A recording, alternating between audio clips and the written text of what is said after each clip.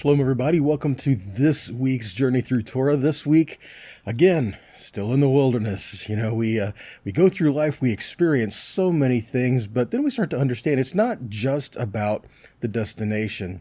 We lose sight of the journey when we are just focused on the destination. The journey affects how we get to the destination.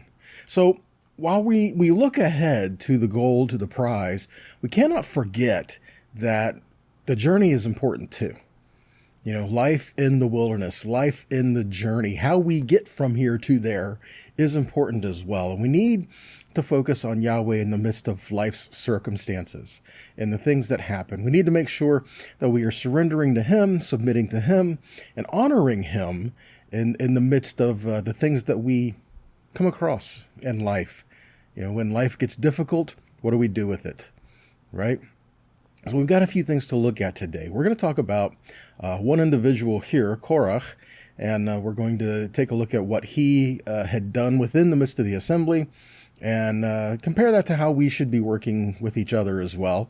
And then we're going to look at the work that was given to him, the task that was assigned to him, and looking at us.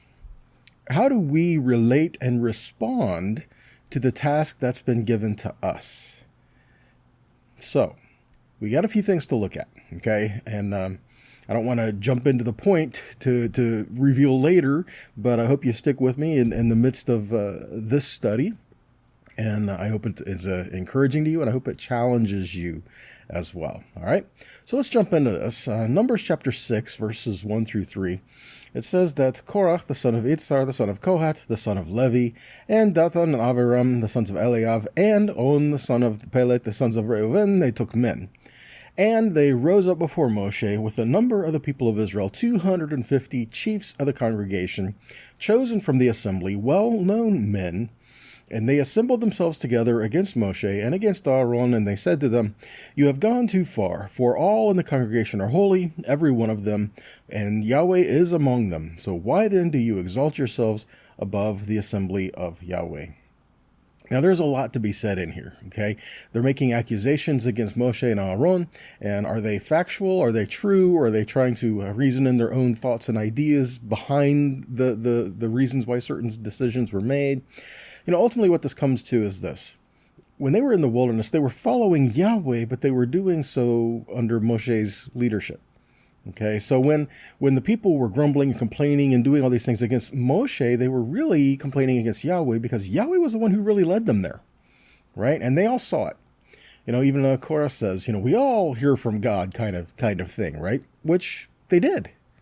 Okay, that when Yahweh came down and he spoke at the mountain and he revealed himself to them, all the people of Israel that were there heard the voice of God. Thing is, they all stood back and removed themselves from that voice.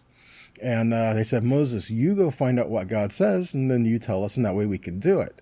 All Israel, they were in agreement with this. We can't bear to hear the voice of God anymore, or we're going to die. And now they're saying, we all heard the voice of God. We don't need you, Moses, right? You know, well, how come you're telling us this stuff and we don't like what you're saying, Moses? Well, this is what he was supposed to do. This is what the people agreed on, that Moses would go find out what Yahweh said and tell them. And now they're not wanting to do it. And ultimately, I believe what this ties in with is offense, because they had just gone through the sin of the spies, you know, and not all of them, just the 10, right? So the 10, they come back with a slanderous report of the land. They lose sight of the focus of where they were supposed to have their eyes and their heart. And they speak against the promise that Yahweh was giving them. And all the people of Israel, they lost hope, and they said, that's it, we're going to die in the wilderness. And it got to a point where Yahweh says, okay, if that's what you really want, I'll use the next generation to fulfill my plans. See, and that was in last week's Parsha, okay? So we're not going back there. But now consider this. The grumbling, the complaining, it doesn't stop, really, does it? And then now they're in the wilderness, and they're going to die in the wilderness, and, we might as well have just gone back to Egypt, and we need to elect new leaders. All of this, and then Korah rises.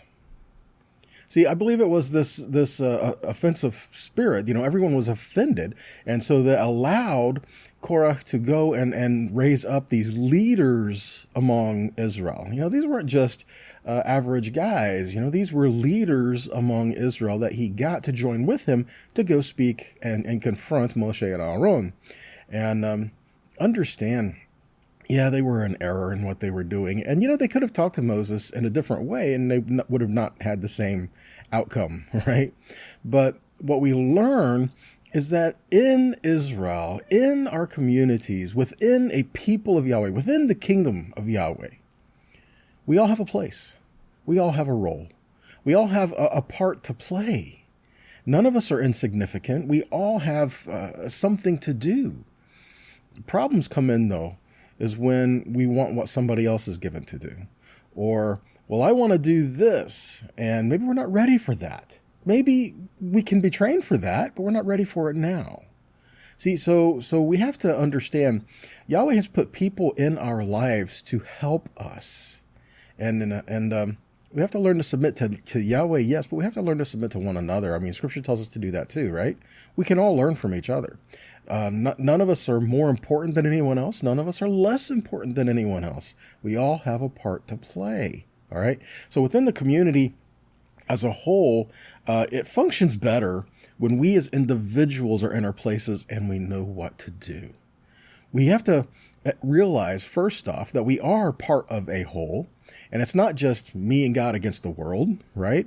That we are part of a community, and even if we don't have anyone around us right now, I know the videos that we send out, I get reports from all over the world, okay? There's people watching all over who say, I don't really have anybody near me. I get that. I understand that. And I'm not saying anything bad about that. It's just our heart and our desire should be to be able to gather with the people of Yahweh. Now, if we don't have that now, keep looking, keep praying, and who knows at what point it will be given to you, okay? Because we are not meant to walk this alone. And we have to stop to realize that. We all have a part to play. Romans 12, looking in verse 3 through 5, it says, For by the grace given to me, I say to everyone among you, not to think of himself more highly than he ought to think, but to think with sober judgment, each according to the measure of faith that God has assigned. For as in one body we have many members, and the members do not all have the same function.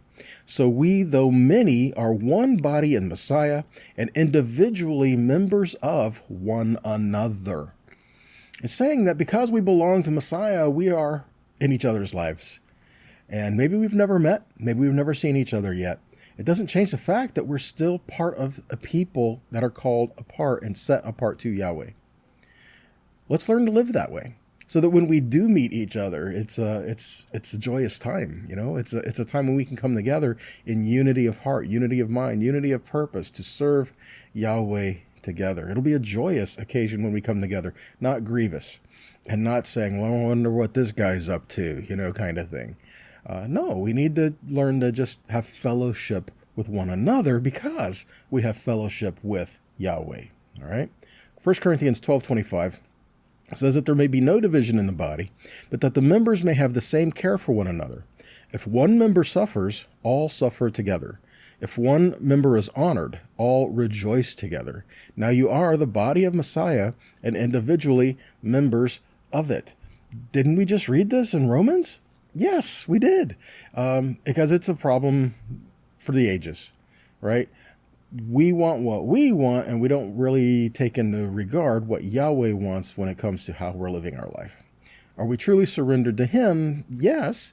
Then we need to make sure that we are working with one another.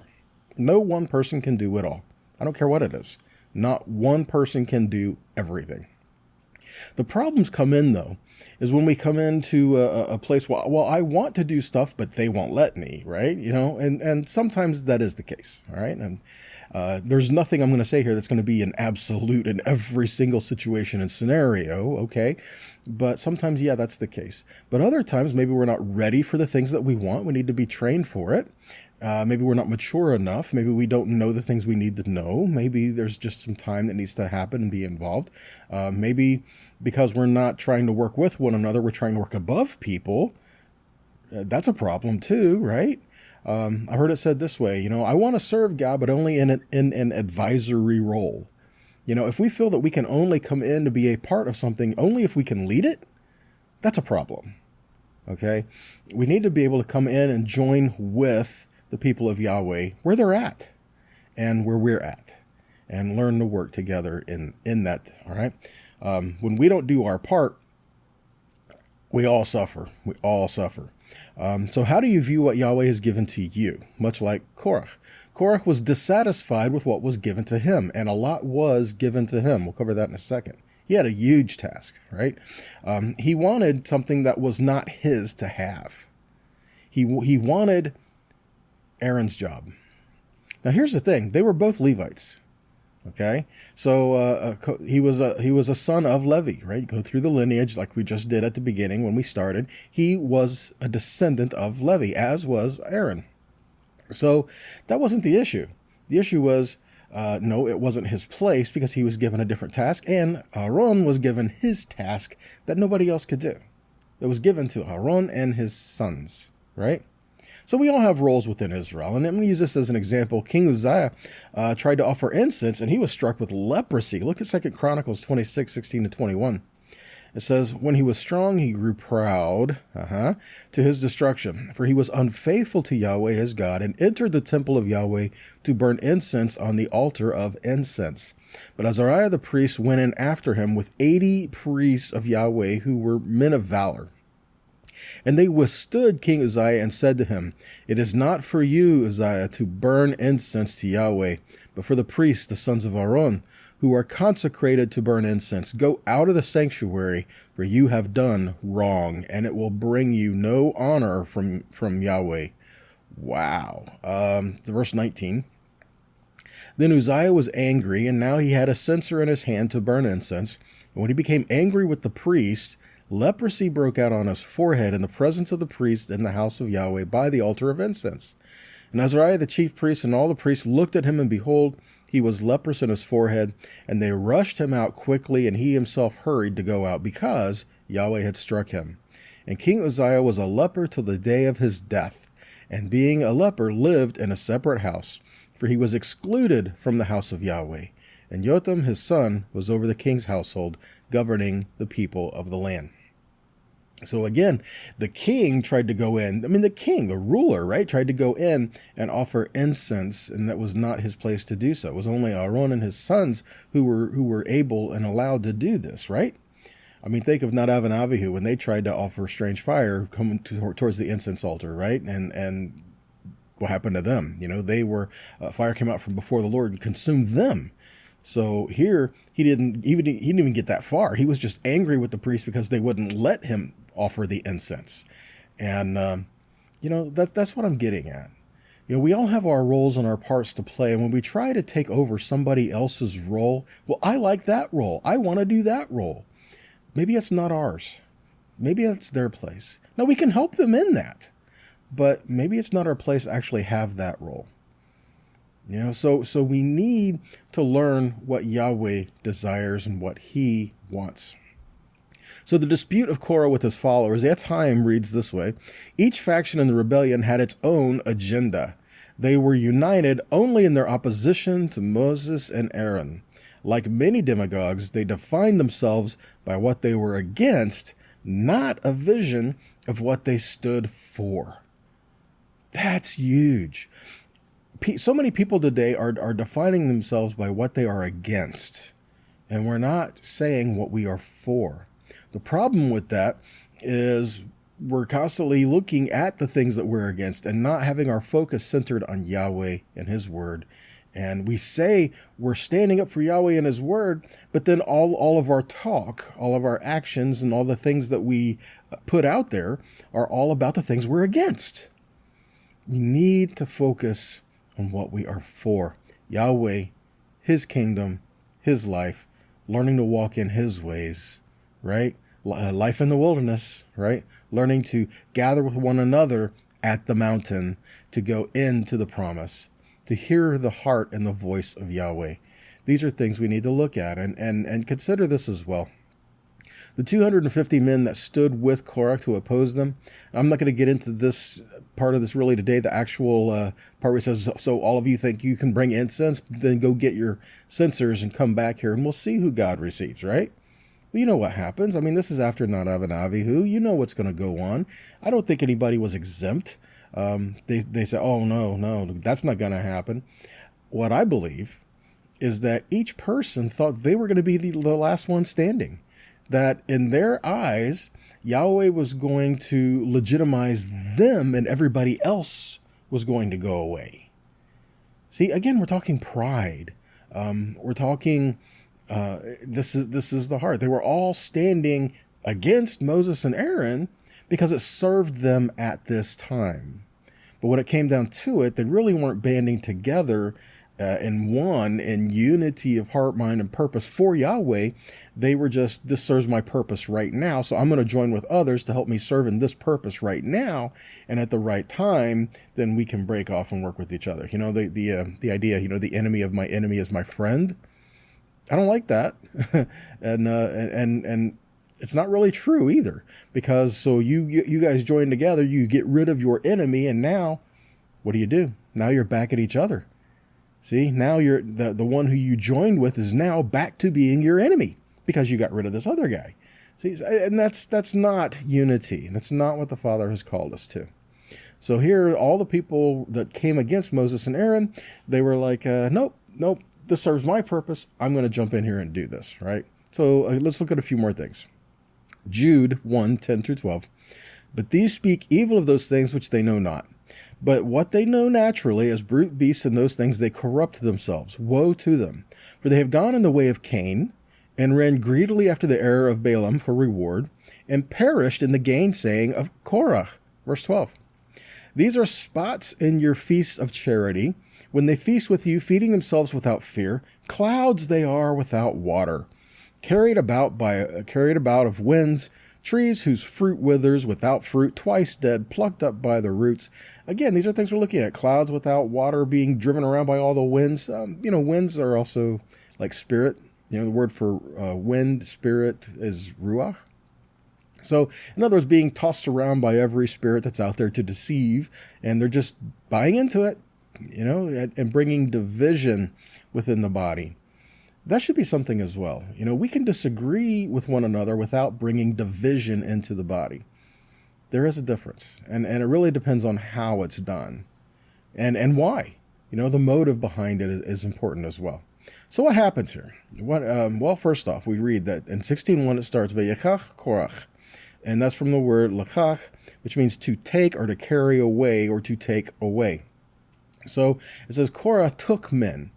It doesn't just say that he gathered men to himself, which still would have been bad, but this reads like he took men. It's kind of like the idea of it alludes to being deceptive. He took men. He snatched them up and deceived them. Laying traps for them and hook, line, and sinker. Man, they fell for it, right?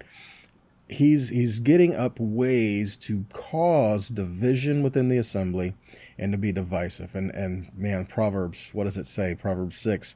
There are 6 things that Yahweh hates, 7 that are abomination to him: haughty eyes, a lying tongue, hands that shed innocent blood, a heart that devises wicked plans, feet that make haste to run to evil, a false witness who breathes out lies, and one who sows discord among the brothers. That's the biggest one, right? One who sows discord among the brothers. And that's what Korah was doing. Okay, and so what we find is that he gathered men together, he snatched them up and took them in, and we have a people within the assembly of Yahweh who were gathered into themselves as their own little assembly or congregation that were not serving the same purpose. Okay, and we do find this in different places through Scripture. Different people with different levels of dedication, different levels of whatever. And some really don't mean it much, and some do. Here's one example. The closer you were to the tabernacle, the more you had to know and experience what the holy things are. You had to know how to discern clean and holy and common. because you could not bring the unclean into the tabernacle, right? So you had to know these things. So the closer you were to the tabernacle, the more important it was that you understood holiness. Now, all Israel was to be holy, right? All Israel was holy, so they all had to have a working idea of it, but it really didn't become such a big deal until they got closer to the tabernacle. So, and that's why the Leviim and the priests were given a lot of responsibility, and they had to watch over and guard and protect the sanctity of the tabernacle. All right. So again, we find people within a people within a people. Israel, when they're going through the wilderness, how many times do you see? Well, there were some that were on the outskirts of the camp. There were stragglers. I mean, think about Balaam, right? Trying to speak against the stragglers. And again, Yahweh stood for them, right? He wasn't able to speak against them. But this is where he was taken. This is where Balak took him. He's like, let's go and look to the edges of the camp. Well, who were on the edges of the camp? I mean, we find those who were not quite in, not quite out. And think of Amalek. Who were the ones that he struck? The ones who were on the edge of the camp, the ones who weren't really fully in, so going towards the tabernacle, but the ones who were not really all the way out, just kind of straggling along behind, that kind of thing. We're talking about a dedication here, right? And we even see it in the midst of Yeshua's lives. So in Yeshua's life, he had his disciples, right? But there were certain levels even among that. And I'm not saying that they were evil or wrong. I'm just saying there were certain levels of dedication that they all had with Yahweh in the midst of that, right? Look, Yeshua, he spoke to the multitudes. But then from the multitudes, there were 120 that were gathered to him. In the midst of that, there were 70 that were gathered in there. And even among the 70, there were 12. And then even among the 12, there were 3. And even among the 3, there was 1, Yochanan, John. And so what we see here is the relationship was different with each of these levels. And that's what I'm looking at here. So Korach took men who had a different relationship and gathered them into their own little assembly to come against Moshe and Aaron. We see in Numbers 16:3, it says that these men with Korach, they assembled themselves against Moshe and Aaron, and their argument was that each individual of Israel was holy. Therefore, they didn't need any leadership, especially not Moshe and Aaron. And the interesting thing here is that we don't need you to lead us, Moses, but Korah's idea was, well, I'm going to lead you instead. Right. So we don't need a leader, but me. See, this was all motive and all these things that were happening. But another thing that's interesting is that they referred to the entirety of the assembly of Israel as kulam, not kala. You say, well, what's the big difference in that? Well, kulam is a grouping of individuals together, but kala is one entity. See, there's a difference. There's a difference being united together in one for a purpose or just a bunch of people together in the same place. Right? There is a difference there. Look, again, Numbers 16:3. It says, for all the congregation is holy, every one of them, and Yahweh is among them. So why then do you exalt yourselves against the assembly of Yahweh? Again, why was the need here? It says, you're exalting yourself above us? Well, no, not really. He had more responsibility within Israel because he spoke with Yahweh. Remember, the scripture says mouth to mouth, right? So he had that place. And further, the people said to Moses, you go find out what God says, and then we can do it, right? But here they're saying, no, you put too much on yourself. You think you're all that, right? Well, we're here to tell you that you're not, and we're going to take charge. Well, it didn't quite work out the way that they wanted. But what are some things we see here? The idea that they're talking about is this. Since each individual is holy, we have no need for anyone else. We don't need a priest, Aaron. We don't need a prophet, Moshe. Yet, how do we see Yahweh working with his people? We don't need anybody else because I hear from God, right? And we have the scripture where it says, for no one will need to be able to say to their brother, know Yahweh, for all will know him, right? He will teach us. But here's the fact of the matter. We're not there yet. We're not at a place where all know Yahweh. It doesn't mean he doesn't speak to us. It doesn't mean we can't hear his voice. It doesn't mean that we don't see what he desires. problem is we're not really willing to listen to anyone else because, well, I hear God for myself. And what if our discernment is off? What if we're not able to really discern what we think we're hearing? We need to have people in our life to help us out with this, right? And these are some things we look at. So how do we see Yahweh working with his people? Well, by sending prophets, teachers, shepherds, priests. By the way, Yeshua would be included in this grouping of people. Okay, so my question is, does being called a holy people relieve you of responsibility and authority? No. No, matter of fact, because you are a holy people, it puts you in a place to work with authority that's been put in your life. And that affirms your life and helps solidify it, right? We learn that there are people that are put in our life to help us with life. Not to be overbearing or not to be burdensome, but to help. Look, you are a holy people. We see this time and again. Exodus 22 says, you are consecrated to me.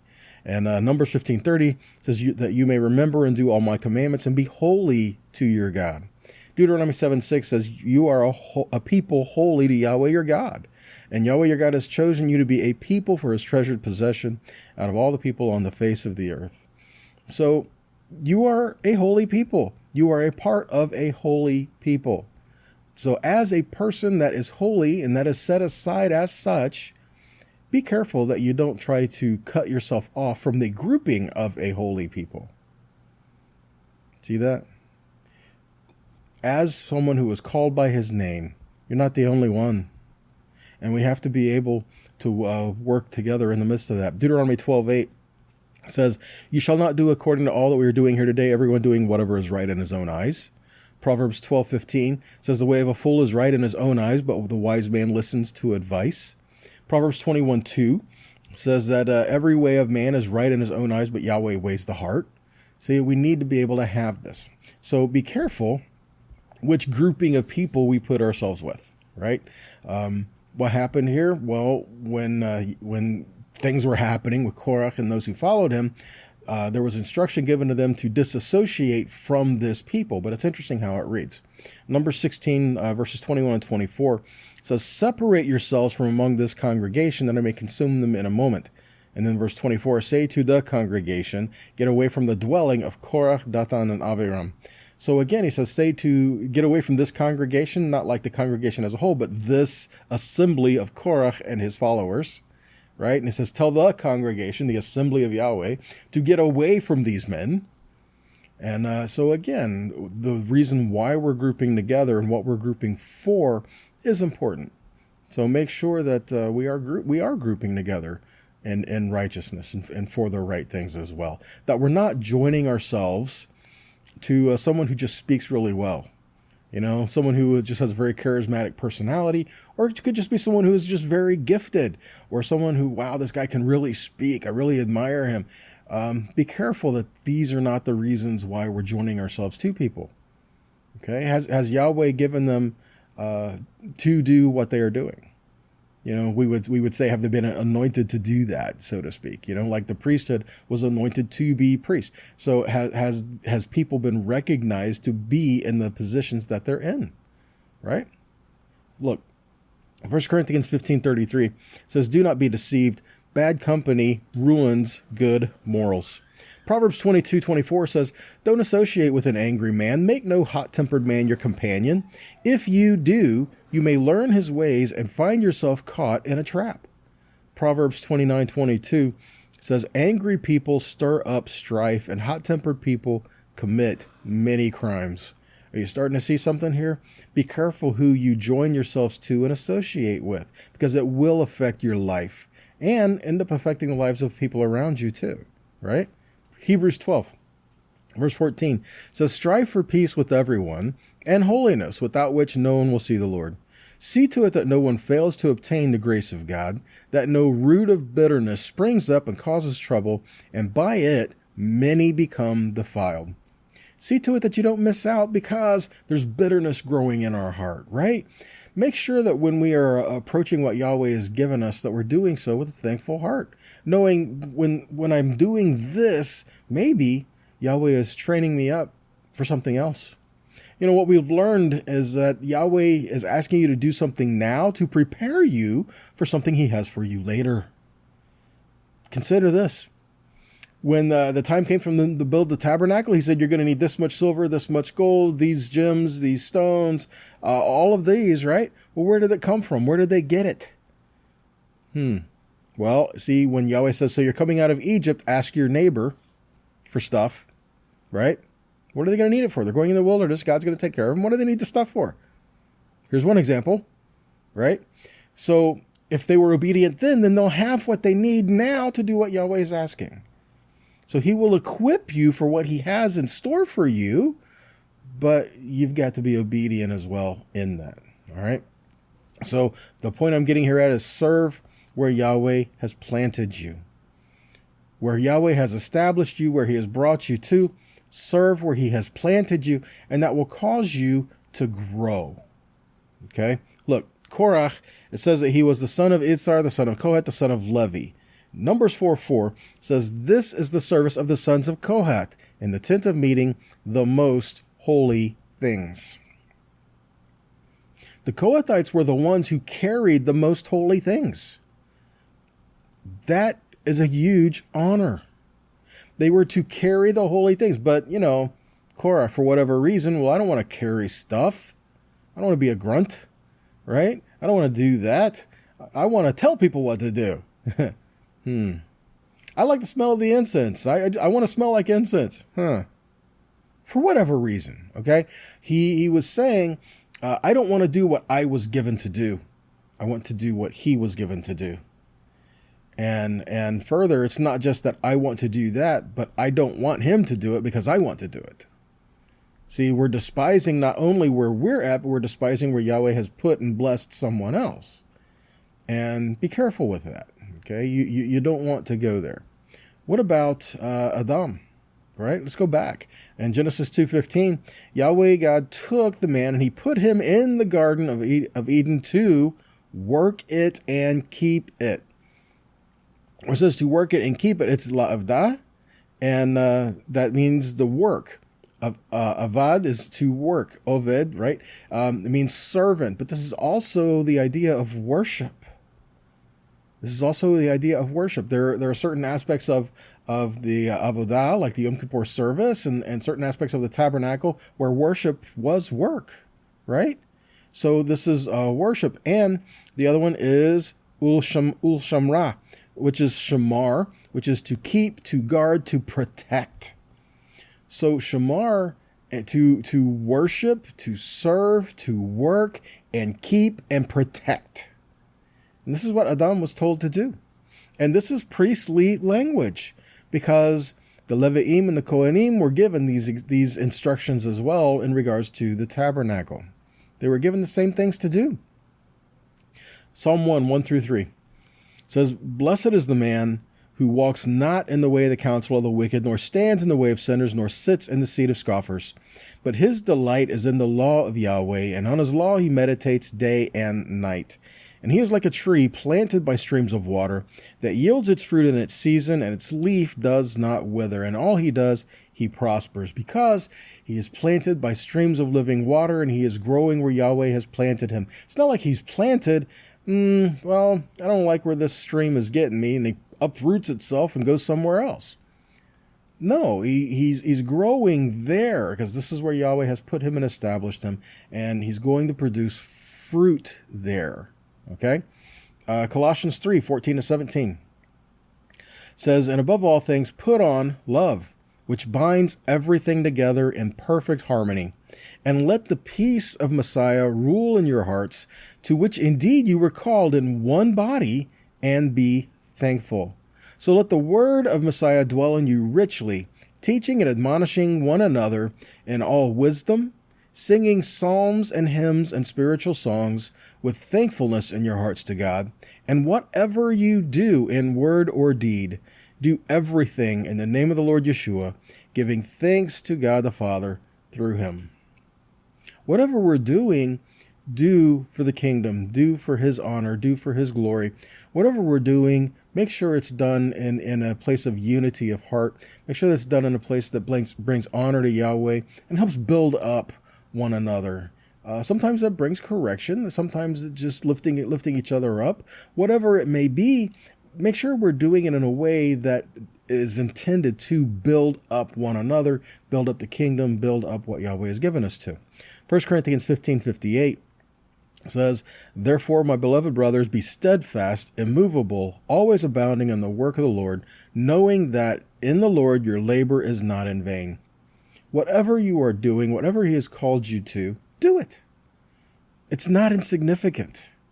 Okay?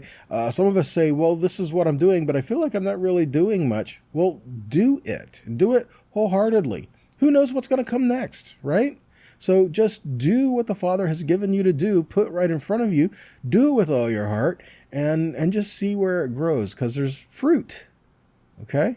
1 Thessalonians 1:2-3 says, "We give thanks to God always for all of you, constantly mentioning you in our prayers, remembering before our God and Father your work of faith and labor of love and steadfastness of hope in our Lord, Yeshua HaMashiach."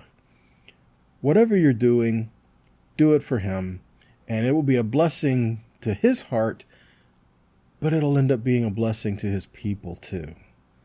So let our heart and our minds and our focus not be on the failures of the past. That's going to cause bitterness and resentment and anger and all these things. But let's turn the past over to Yahweh, repent if need be, and move forward into what He is calling us to.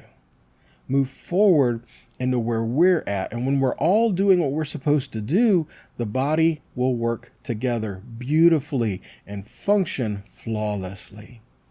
And it'll be an amazing thing where all people and all nations can look and see you and the things that you do and how you are a part of this great people and say, wow, the God they serve is the one true God. Let people see your heart, not just for the Father, but for His creation. And then it'll testify of your love for the Father. Why does it say, and they'll know your disciples by? What's the answer? By their love for one another. May everything we do be based out of the love that we have for Yahweh. And it's not a matter of a hatred for that group or a hatred for that group. No, a love for Yahweh. Let the things that we do be because we love Him. And that will affect how we do everything else. All right, guys, that's all we have for you today. I pray that this was encouraging to you, and I pray it challenges you as well. So until next time, be blessed and shalom.